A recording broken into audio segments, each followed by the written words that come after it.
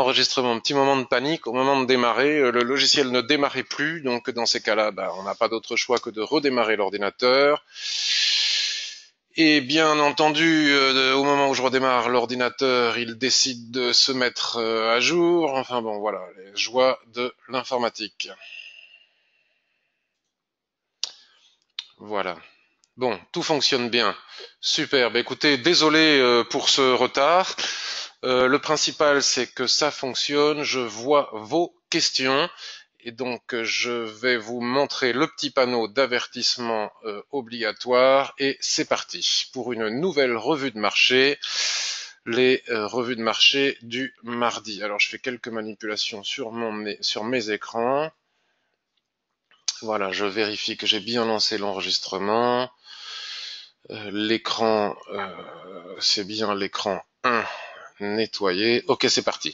Donc, vous voyez ici le petit avertissement sur les risques qui vous indique que le trading, devises, CFD, actions futures, etc., etc., etc., comporte un haut niveau de risque et de ce fait, vous pouvez gagner ou perdre plusieurs fois le montant de votre capital initial, négocié sur marge, sur les marchés des devises ou via des produits CFD ou j'ai envie de dire sur actions, sur futures ou sur turbo ou tout ce que vous voulez est très dangereux si on ne respecte pas un strict et rigoureux money management. D'ailleurs, c'était un sujet de conversation sur Twitter depuis hier soir, très important, le money management. Bonjour Marc qui dit le principal c'est que Kim Jong-un ne fasse pas le con, ça c'est sûr. Donc c'est très important d'en parler. Merci, je vais rebondir sur ce commentaire Marc pour vous dire qu'en effet je fais une revue de marché tous les mardis, mais parfois je préférerais que ce soit un autre jour en fonction de ce qu'il se passe parce que je vais être très franc et très honnête avec vous. Personnellement, je ne vois pas de trade à faire, je ne suis pas serein pour trader. Je pense, en ce qui me concerne, bien évidemment, je ne donne pas de conseils en investissement, je suis un formateur Ishimoku qui montre, qui dit ce qu'il fait dans le cadre d'une formation continue et permanente à l'Ishimoku. Et donc, en ce qui me concerne, je pense que dans les moments où la géopolitique prend le pas, et puis nous allons avoir aussi la BCE jeudi avec Mario Draghi qui est très attendu, même si le consensus pense qu'il n'y aura pas d'actions ou de nouvelles importantes en ce qui concerne la politique monétaire de la Banque centrale européenne. Il n'en empêche pas moins que ça peut créer beaucoup de volatilité intraday. Donc dans cette situation totalement instable de par la géopolitique et ensuite l'attente de la Banque centrale, c'est un petit peu compliqué de faire des plans de swing trading, on va dire. Peut-être que c'est un petit peu, il est possible d'envisager de faire de l'intraday et encore que, comme nous allons le voir et essayer de le voir ensemble, mais vous allez peut-être m'aider parce que c'est un petit peu le but de ces revues de marché aussi. Peut-être que vous voyez des choses que je ne vois pas. Euh... Donc l'analyse technique est fondamentale. Selon moi, encore une fois, vous savez qu'on est dans une période de débat en ce moment, je ne sais pas ce qui se passe sur les réseaux sociaux, mais dès que quelqu'un dit quelque chose, il y a 18 personnes qui sautent dessus pour dire le contraire. Donc c'est pour ça que je précise que selon moi, et on peut penser tout à fait différemment, je pense que l'analyse technique est fondamentale lorsqu'il y a des préoccupations majeures en ce qui concerne la géopolitique, perd totalement son sens. Rien ne peut résister, c'est pas des droites ou des lignes chartistes ou des lignes de calcul mathématique des indicateurs ou l'Ishimoku qui va faire en sorte que le marché n'ait pas une crise de panique en fonction de ce qui se passe en Corée du Nord ou des tweets ou malheureusement des interventions éventuelles de Trump. Alors les gens disent que ce soit dans les médias, que ce soit sur les journaux, les spécialistes sur les réseaux sociaux, il se passera rien, nanani, nananer. Il est probable, et je l'espère du fond du cœur, qu'il ne se passera rien parce que ça pourrait être très grave. Il est probable, comme disent certaines personnes, que dans 99% des chances, il ne se passe rien, mais il est aussi possible, malgré tout, en tout cas, moi, j'en sais rien, et le marché non plus. Donc, à chaque fois que ce fou furieux tire un missile ou que Trump répond avec des tweets complexes, bon, ça peut créer des mouvements de panique sur les marchés, comme nous avons pu le constater 2 fois de suite la semaine dernière et cette semaine, à l'ouverture. Donc, par exemple, je répondrai à vos questions après. Bonjour Patrick. Tiens, j'en profite. Est-ce que tu vas, me demande un autre Patrick, on est plein de Patrick, disons. Est-ce que tu vas au salon du trading? Non, je ne vais jamais au salon du trading. J'ai pas du tout envie d'y aller et j'y suis jamais allé, ne serait-ce qu'en spectateur. Voyons voir. Tac, je vais aller regarder le DAX, puisque je sais que beaucoup de personnes tradent le DAX. Donc là, vous voyez, mon écran est divisé en 4 unités de temps, 15 minutes, 1 heure, H4, là, normalement c'est daily, je l'ai mis en hebdo pour vérifier quelque chose avant de démarrer la revue de marché. On va d'abord regarder le H1, juste pour voir le gap. Donc vous voyez ça ici, nous étions vendredi à la clôture, le marché, les prix... alors comme j'ai eu ce plantage, il faut tout que je réorganise. J'ai pas eu le temps de me préparer. 12 140 et lundi matin, on a ouvert à 12 040. Donc on a perdu 100 points. Il y a eu un gap de 100 points, ce qui est important, mais ce qui aurait pu être pire aussi. Hein. C'est la raison pour laquelle je dis souvent qu'il faut trader les indices en particulier, mais même à la limite certaines devises. En tout cas, les indices, quand c'est très tendu comme ça, les stops garantis, ça peut être pas mal, ou alors il faut savoir s'abstenir. Les gens qui étaient à l'achat ici et qui avaient des stops de 50 points et qui n'avaient pas de stop garanti, ils ont peut-être découvert que le stop est tout à fait relatif, c'est-à-dire qu'en conditions normales de marché, comme on dit, le stop est exécuté puisque c'est un ordre, mais s'il n'y a pas de liquidité, si ça ouvre en dessous du stop, le stop n'est pas exécuté et on n'a plus que nos yeux pour pleurer. Ce matin, vous voyez, aujourd'hui, le mardi 5 septembre, le gap vient d'être comblé. Voilà.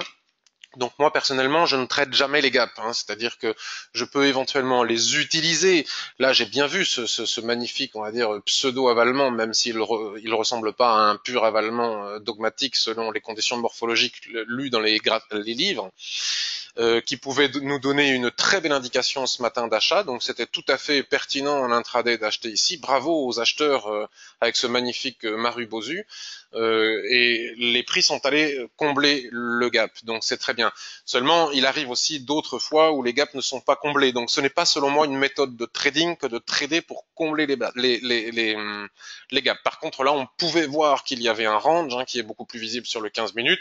Et suite à ce magnifique chandelier, on pouvait acheter pour éventuellement viser le haut du canal ici ou éventuellement le gap. Donc maintenant la question est de savoir ce qu'il va se passer sur le DAX. Donc moi ce que je fais personnellement c'est que je ne le traite pas. Je ne traite pas le DAX, je ne traite pas l'or, je ne traite pas. Je fais très attention avec le yen aussi, même si habituellement j'aime beaucoup le trader, pour la simple raison que ce sont des actifs dont se délestent les indices des actifs dont se délestent les grosses mains, on va dire, en cas de problème géopolitique majeur, en cas de crainte, en cas de peur, puisqu'il s'agit de peur. Hein. Il n'y a pas de raison fondamentale et technique à ces baisses suite aux interventions coréennes, c'est juste des mouvements de peur. Les investisseurs se délestent de ce type d'actifs dits risqués pour aller placer leur investissement sur des valeurs dites de refuge que sont, dans ces cas-là, l'or et le yen, par exemple, parmi les valeurs refuge. C'est pour ça que nous avons un gap haussier sur le gold et que nous avons un gap baissier sur les indices. Hein. J'indique ça pour les personnes qui débuteraient et qui ne sauraient pas comment ça fonctionne. Voilà l'explication. On se déleste d'un actif dit risqué pour aller vers un actif dit refuge. Mais ça peut partir dans tous les sens. Donc si on achète ici, admettons du DAX, on va voir déjà s'il est possible d'acheter, pourquoi, comment, etc. Mais c'est simplement à titre indicatif. Et qu'au même moment il se passe quelque chose au niveau géopolitique, on peut, malgré notre stop, perdre notre trade. Donc moi, je pense qu'il est prudent de s'abstenir pendant quelques jours. De toute façon, le marché sera toujours là la semaine prochaine. Peut-être que ça va s'apaiser un petit peu, ou en tout cas voir des signes d'apaisement. Pour le moment, dans les médias, je n'en vois pas. Moi, je n'y connais rien. Je ne suis pas un spécialiste de la Corée. J'entends et je lis que la Corée du Sud nous explique qu'elle perçoit, je ne sais pas comment, que la probabilité que la Corée du Nord tire de nouveaux missiles. De l'autre côté de l'Atlantique, Trump nous indique qu'il peut utiliser l'arme nucléaire, la fureur et le sang, je ne sais pas quoi. Enfin, même si tout cela n'est que rhétorique, il n'en empêche pas moins que au moment où on achète le DAX, par exemple, il suffit qu'une déclaration de ce type ou un tir de missile de je ne sais quoi ou qu'il se passe je ne sais quoi pour que le marché puisse perdre perdre bien plus que 100 points. Donc il faut avoir conscience du danger de trader les indices actuellement, même pour les scalpers. Les scalpers de court terme, imaginons qu'on entre en position avec un stop de 25 pips, même si on a un stop mental, puisqu'on prend pas 25 pips de stop, mais on place un stop de 25 pips quand on fait du scalping, ou de 15 ou de 20, et on sort avec à moins 2, à moins 1, à moins 4 maximum. C'est juste au cas où il y aurait un mouvement brutal. Mais en cas de tir de missile ou de je ne sais quoi, c'est les 25 pips, c'est de la rigolade. C'est-à-dire qu'on sera ce qu'on appelle slippé, c'est-à-dire que les prix iront bien au-delà de notre stop. Il n'y aura pas de personnes pour racheter notre stop. C'est un problème de liquidité et donc le stop ne sera pas exécuté. Donc c'est pour ça aussi que sur le forum j'indiquais de bien regarder les gens qui sont chez des courtiers CFD qui proposent des stops garantis, de bien regarder les contrats, de bien relire les conditions générales, peut-être même les acheter et demander des explications par écrit pour se protéger juridiquement, puisqu'il y a parfois chez ce genre de courtiers qui peuvent être très sérieux, des indications, le stop est garanti en conditions normales de marché. Donc qu'est-ce qu'une condition normale de marché? Bon voilà, ça c'est pour l'avertissement, il paraît que je suis trop prudent, que je fais peur à tout le monde, mais en tout cas c'est mon point de vue, c'est ma manière de voir les choses, donc je la partage avec vous. Maintenant que j'ai dit cela, qu'est-ce que j'observe sur le DAX? Et on va accélérer un petit peu pour aller un petit peu plus vite. J'observe sur le DAX, sur un graphique journalier, vous voyez, ce graphique journalier, ce canal, je l'ai tracé, ça fait déjà maintenant 15 jours, 3 semaines qu'on en parle sur les différentes revues de marché. Je regarderai vos questions après. MarketScope, me dit quelqu'un, je n'ai pas de bougie. Oui, c'est normal, c'est parce qu'il faut activer. C'est dans les options, il faut que tu coches activer les gaps, montrer les gaps, sinon tu ne les vois pas. C'est des bougies pleines. Mais il ne faut pas hésiter à appeler ton courtier pour lui demander comment faire pour voir les gaps. Mais ça s'active dans les conditions de la plateforme. On peut les afficher, choisir de les afficher ou de ne pas les afficher chez MarketScope de FXM. Donc, sur le graphique journalier, nous sommes dans un canal comme ça baissier qui fonctionne très bien. Et vous voyez, j'avais il y a 15 jours ou 3 semaines, on avait envisagé de vendre au-dessus de la Kijun ici, et ça a très bien fonctionné. Et souvenez-vous aussi, ça avait parfaitement bien fonctionné en intraday. On a pu gagner beaucoup de trades comme ça durant toute la semaine, ou en tout cas les gens qui l'ont fait, on en gagné beaucoup. Tracer les Fibonacci sur le daily que j'ai enlevé maintenant parce qu'elle commençait à être ancienne. Les prix allaient au point près sur le H1, une fois qu'on avait tracé les niveaux de retracement de Fibonacci, les prix allaient au point près sur le H1, par exemple, aller chercher les 23,6 puis les 50%, exactement tel que je l'avais prédit et décrit dans les revues de marché précédentes. Donc si vous n'avez pas pu suivre cette histoire de Fibonacci, il vous suffit d'aller sur ma chaîne YouTube et de regarder les 2 dernières revues de marché des 3 semaines précédentes, puisqu'il n'y en avait pas mardi dernier, j'étais encore en vacances, et vous comprendrez comment est-ce qu'on a tracé les Fibonacci et comment est-ce qu'on a pu trader sur les niveaux de Fibonacci. Maintenant, ce que l'on peut observer, c'est que les prix ici, avec ce chandelier méché, ne sont pas venus chercher le bas du canal. C'est quand même assez intéressant quand les prix ne viennent pas chercher le bas du canal et qu'ils repartent comme ça à la hausse. On peut se poser la question de savoir s'il ne peut pas y avoir un changement. Pourquoi est-ce que les prix ne sont pas venus chercher le bas du canal ici? Bon, tout simplement parce que nous avons une forte résistance horizontale que l'on trouve sur toutes les unités de temps. Veuillez m'excuser, vous voyez. Ici, nous avons un fort niveau de résistance support changement de polarité. Donc, c'est normal que ce niveau fasse support même lorsque l'on est dans un canal. Et là, actuellement, les prix sont en train de travailler cette borne haute de canal. La Chikuspan a réussi, vous voyez, ici, elle n'avait pas réussi à se débarrasser du chandelier. Ici, elle se faufile entre les chandeliers. Il semblerait qu'elle trouve un espace ici pour pouvoir grimper davantage. La question est de savoir jusqu'où peuvent aller les prix s'ils cassent le canal, étant donné que nous avons ensuite comme niveau de résistance le nuage au-dessus du canal chartiste. Nous avons ici la SSA, vous voyez, qu'on peut constater que c'est un niveau de support-résistance par le passé.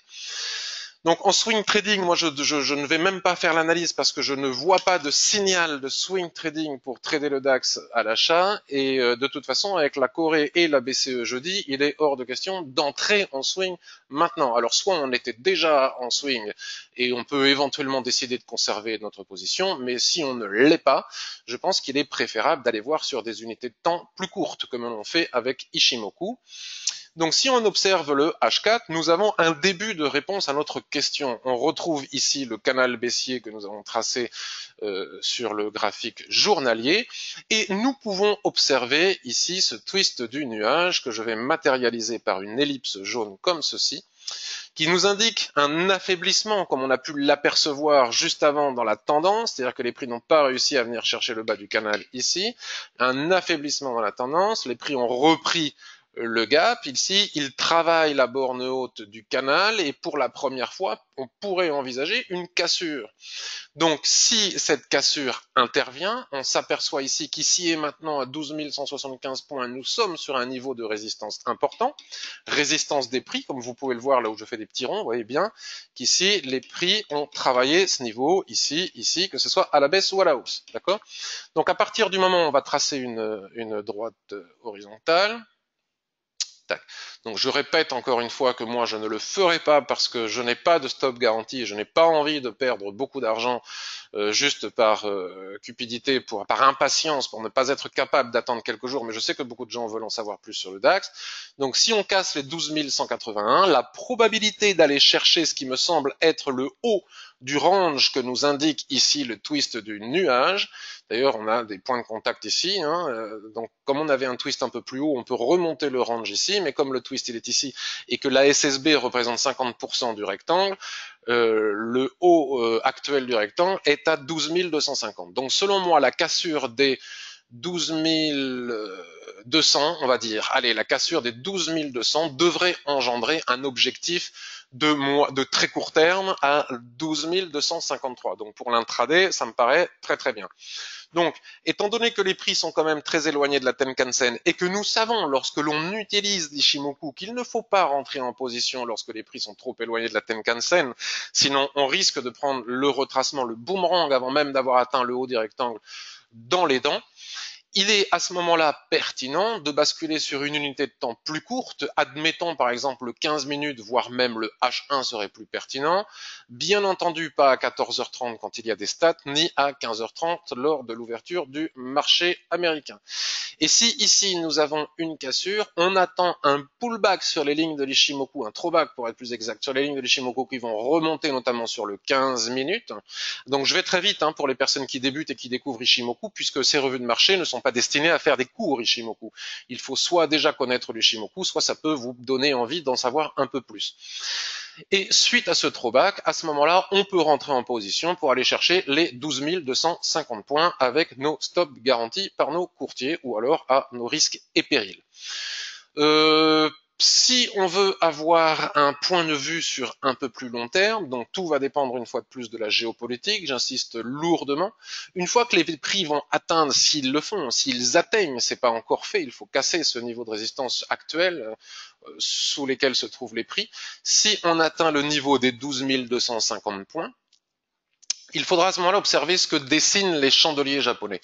Si nous avons sur ce niveau des structures de chandeliers de retournement, couverture en nuage noir, doji, avalement, englobant, harami, le harami demande confirmation, étoile filante ou je ne sais quoi encore, à ce moment-là, il sera possible d'envisager de vendre pour revenir chercher à très court terme les 12 180 points, à plus moyen terme les 12 080 points et à plus long terme les 11 000, alors je vois pas parce que j'ai un truc qui me gêne, les 11 915 points.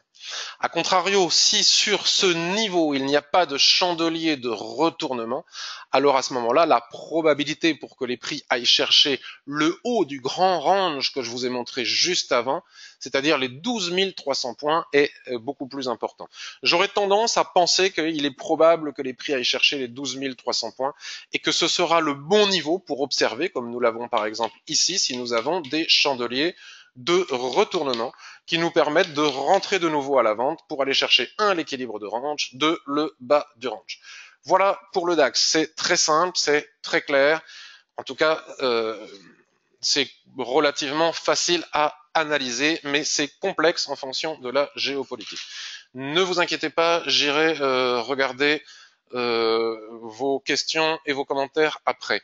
Oui, alors, par contre, voyons voir si on peut aussi continuer à tracer des Fibonacci tant qu'on y est, puisque la semaine dernière et les 3 semaines précédentes, ça fonctionnait très très bien. Nous savons que le plat Kijun représente 50% de retracement de Fibonacci. Donc si je trace les Fibonacci, je prends le plus haut, je prends le plus bas, je m'aperçois que le 50% passe pile poil sur le niveau de la Kijun Sen. Je bascule tout cela sur du H1 et j'observe ce que ça donne. Est-ce que je peux trader à très court terme entre les niveaux de Fibonacci? La dernière fois, c'était très pertinent. Il semblerait que ça continue à l'être. Regardez le niveau des 38% ici. Le niveau des 50% qui correspond aussi à un niveau de Fibonacci, mais dans l'autre sens. Ici, il semblerait que ça fonctionne aussi très très bien. Et là, nous sommes en train de travailler les 61,8, les 62% de Fibonacci. Donc, c'est la raison pour laquelle ça bloque. Donc, si on casse le niveau de 62% de Fibonacci, on va chercher le niveau de 76, je ne sais pas où il est, puis ensuite les 100% de retracement de Fibonacci. C'est des choses que l'on peut faire, par exemple, sur du 15 minutes. Vous voyez, donc, c'est aussi ça fonctionne aussi très très bien sur le DAX de tracer les Fibonacci daily et de tracer entre les niveaux, de trader entre les niveaux en sachant qu'on n'achète jamais quand on est en surachat loin de la Tenkan et que très souvent, c'est une récurrence que vous pouvez observer, très souvent, c'est intéressant de voir que le milieu du gap se trouve sur le niveau de 50% du H1. Très souvent, lorsqu'on atteint un niveau de Fibonacci, les prix retracent sur le niveau précédent pour finalement aller chercher le niveau supérieur. Ça, c'est des choses qu'il suffit de connaître et de savoir. D'ailleurs, regardez comme les prix sont en train d'essayer de franchir ce niveau. Donc on va aller regarder un actif que je ne regarde jamais, mais qu'on m'a demandé de regarder, c'est le CAC 40. Donc le CAC 40, je ne vais pas vous raconter beaucoup de choses bien différentes, ça va aller relativement vite puisque forcément ça ressemble. Donc on va ouvrir le graphique daily. Alors j'ai deux canaux qui se superposent, je ne sais pas pourquoi, il y en a un qui est mal tracé, je ne sais pas quel est le bon, mais peu importe, on voit bien le canal ici, baissier, canal de consolidation, certains voyaient un drapeau, mais le drapeau dure depuis un certain temps, donc n'est plus valable théoriquement selon les livres de trading en tant que drapeau et se transforme en canal baissier. Bref, on n'en sait rien. En tout cas, ce qui est très joli et ce qui est très intéressant, c'est de voir ce magnifique marteau qui est venu à la fois combler le gap que nous avions ici, que l'on observe très fortement aussi sur le graphique hebdomadaire, et qui nous a relancé en bas du canal. On vient chercher tac le niveau des 50% de Fibonacci et nous sommes dans une configuration relativement similaire à celle du DAX. On peut s'apercevoir que Chikuspan a réussi à se dégager de ces obstacles et a un peu d'espace libre pour aller chercher des objectifs en intraday, par exemple le niveau des 5146. Si on reporte tout cela, regardez, ça c'est assez intéressant. Le gap vient d'être comblé, donc il faut voir aussi si... lorsque vous voyez un nuage, j'en profite pour vous dire des choses sur les Shimoku, quand vous voyez un nuage comme ça très faible, très fin, cela veut dire attention, restez en dehors du marché. Donc ça correspond à ce que je raconte sur mes histoires de géopolitique. Donc si je mets mon curseur ici, vous voyez la ligne rouge, je ne sais pas si vous voyez, il s'affiche sur tous les unités de temps. Et on voit bien en bas à gauche de l'écran, il y a des petits pointillés, une ligne plus ou moins rouge, qu'on est pile poil sur la borne haute du gap. Donc si ce niveau de 5122, comme je vous le disais sur le graphique daily, venait être à casser, je disais que nous pourrions peut-être atteindre le niveau des 5140. Donc si je laisse mon curseur comme ça, hop, vous voyez en bas à gauche de l'écran, vous constatez que la ligne rouge qui représente mon curseur s'aligne pile poil sur le niveau de SSB du H4 qui pourrait être, comme pour le DAX, la borne haute du range. Vous voyez, tous les chemins mènent à Rome avec l'Ishimoku. C'est assez intéressant, j'ai découvert ça il n'y a pas longtemps grâce à Pro Real Time. Quand j'affiche mon curseur sur un graphique, il s'affiche aussi sur les autres. Et voici ce que ça donne. Vous voyez, regardez, la borne haute du range, le niveau de 50% ici. Donc je mets mon curseur en haut sur le 15 minutes ici, vous voyez, 5140, et je m'aperçois que ça correspond pile poil à ce haut de SSB. Donc je pense qu'il est imprudent d'avoir une ambition qui aille au-delà de ce niveau pour le moment. Il faut voir la réaction des prix sur ce niveau. Si ce niveau casse, à ce moment-là, la probabilité de retourner chercher le haut du canal daily est très importante. Ça, c'est pour les projections, pour les plans de trading. Ça n'indique pas le timing, ça n'indique pas comment rentrer. Pour rentrer, il faut être devant au bon moment et savoir attendre les pullbacks, les throwbacks, ne pas rentrer précipitamment pour vouloir gagner, savoir avoir la patience d'attendre les retracements, ne pas trader lorsque les prix sont trop éloignés de la Tenkan-sen parce que ça revient systématiquement en boomerang, ne pas trader quand il y a des stats, etc. Et tôt ou tard, on finit toujours par avoir une opportunité. Ça, c'est pour le CAC 40. Encore une fois, à court et moyen terme, je ne vais pas regarder à long terme. Alors, moi, je ne trade jamais. Alors, il ne faut jamais dire jamais, puisqu'il suffit que je dise ça pour qu'un jour je fasse le contraire et que tout le monde aboie sur les réseaux sociaux. Enfin, beaucoup de personnes se mettent à aboyer, excusez-moi, sur les réseaux sociaux. On va dire que je ne trade presque jamais, ou alors vraiment très très très rarement le gold. Donc là, je suis sur un graphique journalier du gold. C'est extrêmement intéressant de constater ce que je vous disais tout à l'heure. Bon, là, on le voit, on peut pas parler de gap à partir du moment où la mèche est... Enfin bon, il y a eu gap, hein, il est comblé maintenant. À l'ouverture lundi, c'est normal puisque les gens se sont délestés, ça a provoqué le gap baissier sur les indices et donc parallèlement le gap haussier sur le gold. C'est tout simplement normal. Donc là, nous sommes dans une situation totale de surachat. Donc bravo aux gens qui tradent le gold. Moi, je ne trade pas le gold lorsqu'il y a des problèmes. Déjà, en règle générale, je trouve ça trop volatile et trop complexe pour moi. Je n'ai pas le talent nécessaire et suffisant pour trader le gold qui est très volatile. Et encore moins lorsqu'il y a des problèmes de géopolitique, puisque nous savons très bien que si ça se calme avec la Corée, ça va redescendre, et que si ça pète avec la Corée, ça va monter. Donc c'est un petit peu du trading casino, selon moi, encore une fois, je ne critique personne, selon moi, que de trader dans ces conditions-là. C'est difficile. Lorsque l'on était ici, le 28 août, franchement, très franchement, quand vous avez ici une résistance, on peut pas ne pas voir la résistance. La résistance est évidente. Et quand vous avez des personnes sous résistance, avant même d'avoir eu ce chandelier de cassure, qui vous disent qu'elles achètent et que ça fonctionne, je leur dis bravo. Mais moi, personnellement, j'achète pas sous résistance. Voilà, avec une étoile filante, etc. Donc la cassure de ce range est due au fait que les gens basculent leur argent sur des valeurs refuges comme l'est le gold lors des problèmes de géopolitique. Ce qui est tout à fait intéressant ici, c'est de voir cette configuration qui est une configuration relativement rare. On va voir comment ça se termine ici en daily.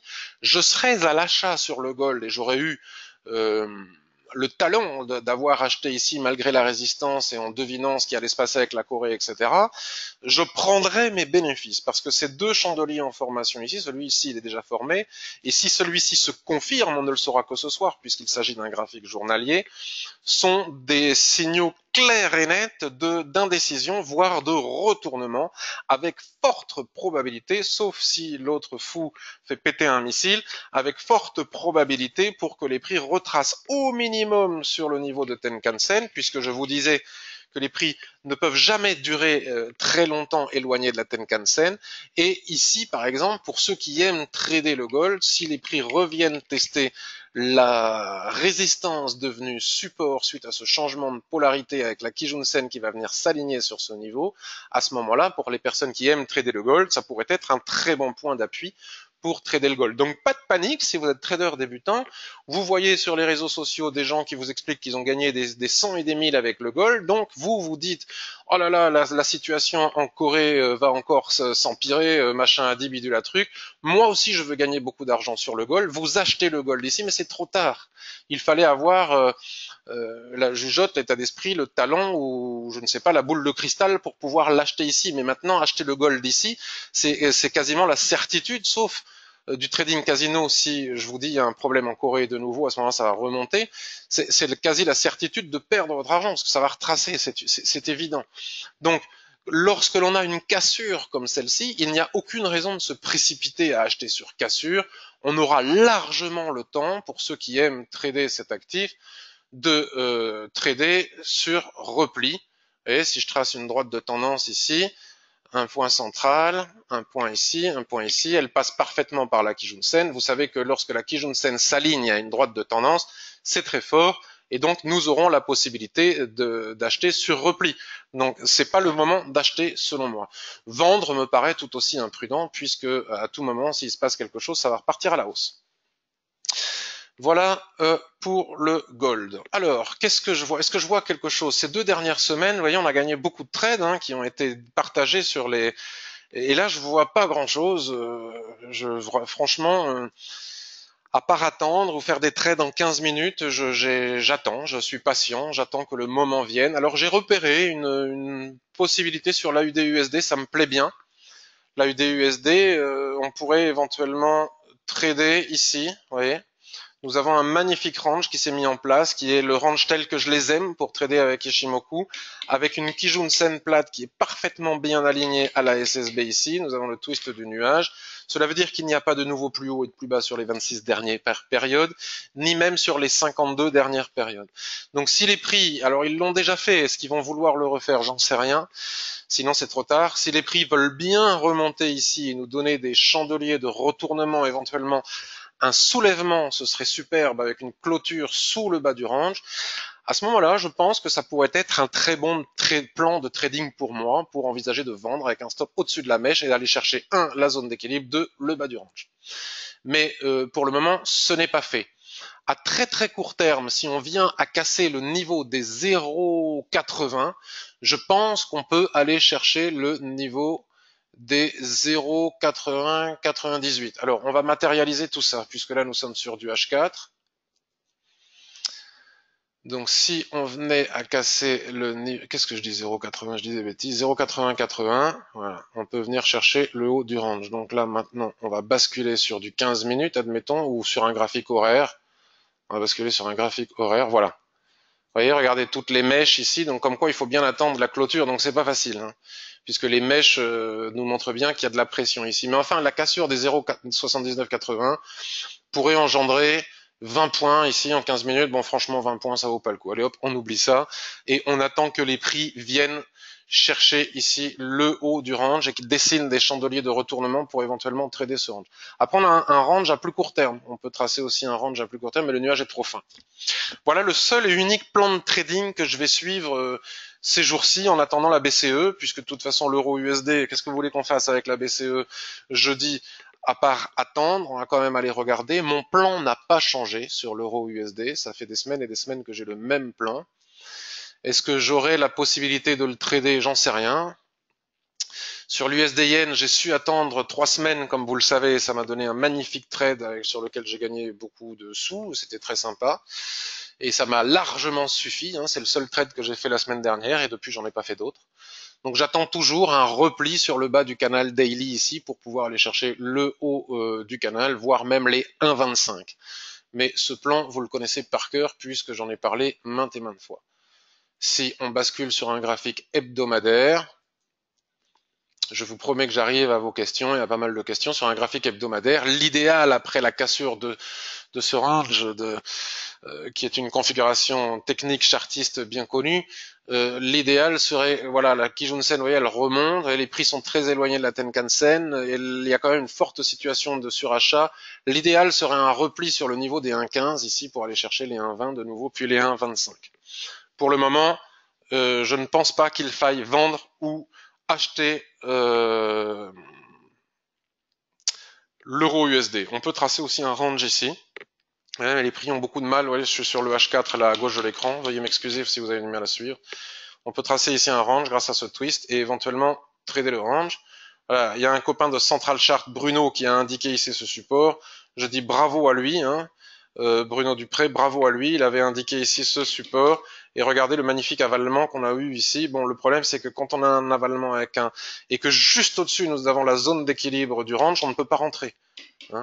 Les chandeliers japonais nous donnent des indications de retournement, mais ne nous donnent pas de cible. On ne peut pas rentrer au niveau de la zone d'équilibre d'un range. C'est vraiment l'endroit où il ne faut pas trader.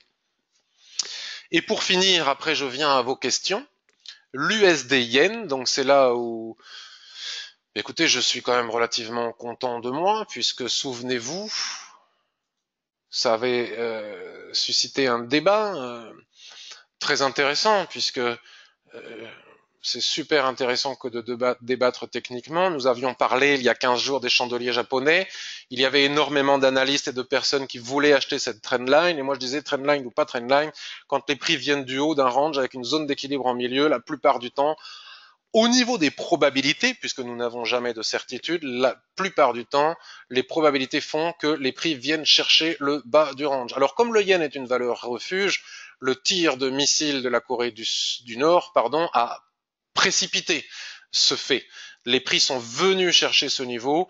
Il a été possible de rentrer dès le matin, me semble-t-il, ou je me rappelle plus quand est-ce qu'on est rentré, mais vous savez que nous attendions, que j'attendais depuis des semaines et des semaines, j'attendais ce niveau.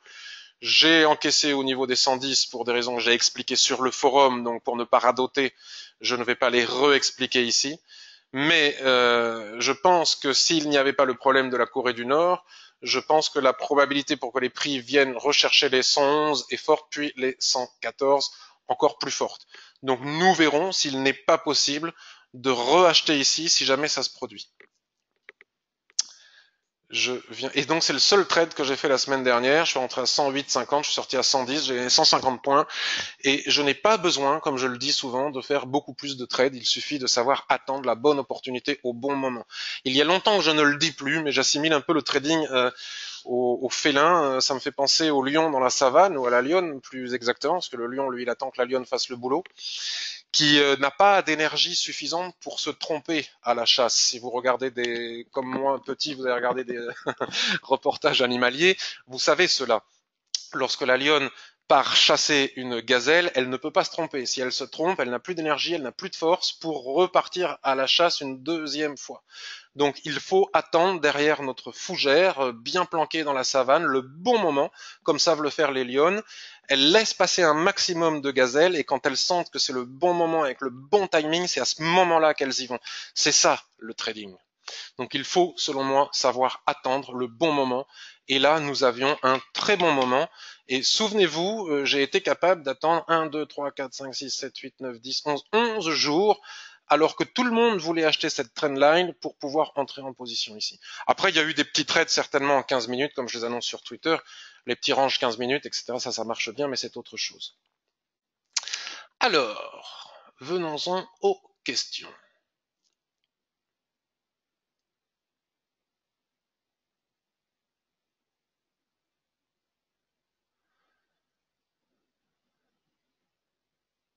Alain, comment se fait-il que vous avez un gap alors que sur MarketScope, je n'ai qu'une bougie rouge entière? Donc Alain, je t'ai répondu.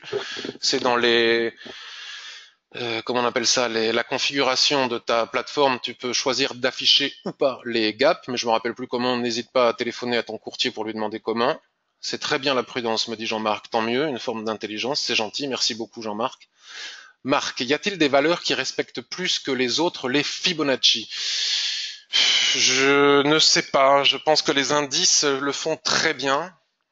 Après, le trading, c'est comme les récurrences. Parfois, vous savez, nous, on n'utilise pas avec Ishimoku, mais certains traders utilisent des moyennes mobiles.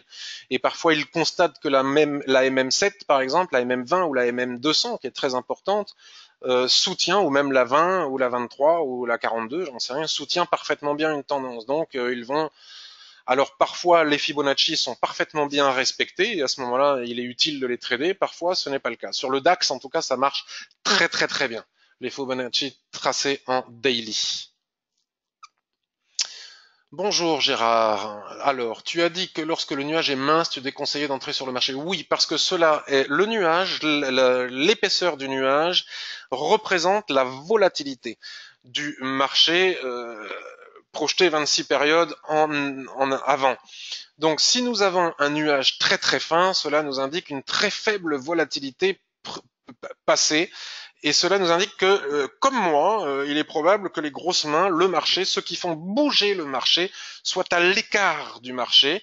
Donc c'est pour ça qu'il y a des mouvements erratiques, des gaps, etc., et qu'après ça ne bouge plus beaucoup. Et cela nous indique qu'il faut rester qu'il faut être prudent, on va dire. À minima, il faut être prudent.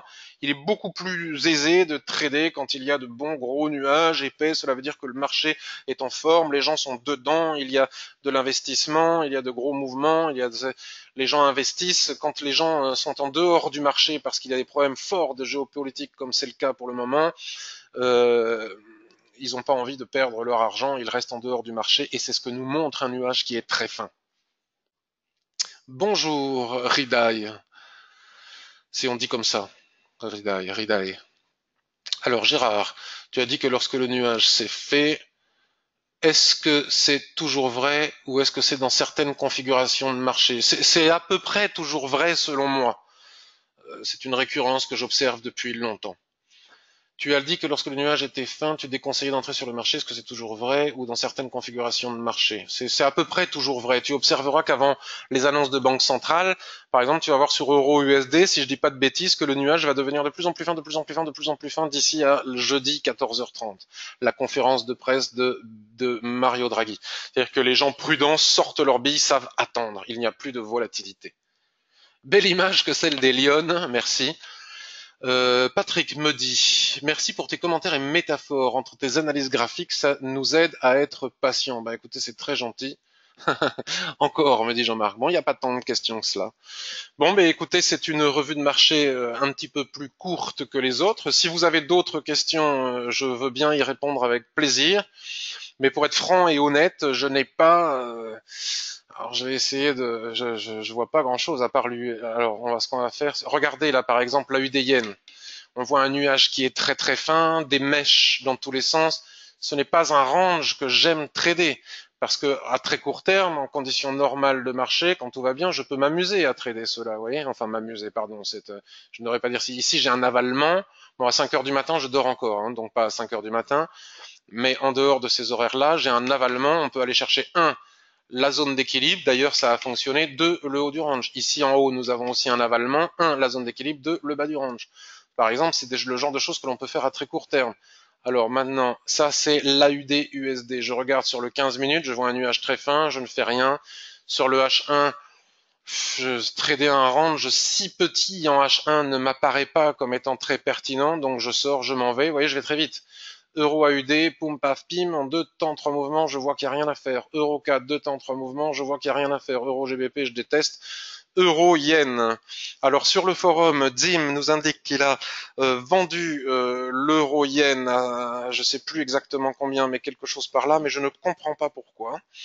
Peut-être hein, qu'il y a quelque chose que je ne vois pas. Effectivement, il y a une tendance baissière à très court terme, en long terme, en moyen terme, on est haussier.